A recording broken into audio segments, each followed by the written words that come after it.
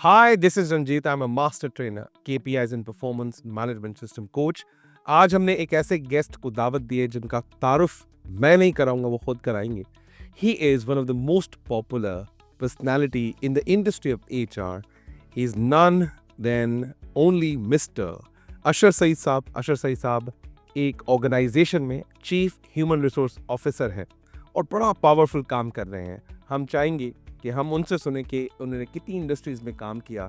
इनका एक एम है कि जो आने वाले पोटेंशियल एचआर के लोग हैं उनकी मैं हेल्प करूं, उनकी गाइडेंस करूं, या जो करंट एग्जिस्टिंग किसी ऑर्गेनाइजेशन में भी काम कर रहे हैं उनको मेरे तजर्बे से क्या हेल्प मिल सकती है वो मैं बताऊं.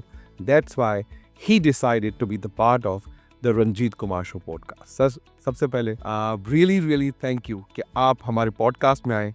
मैं बहुत एक्साइटेड भी हूँ, नर्वस भी हूँ आपको देख के. मैं चाहूँगा थोड़ा आप अपने बारे में बताएं. जी.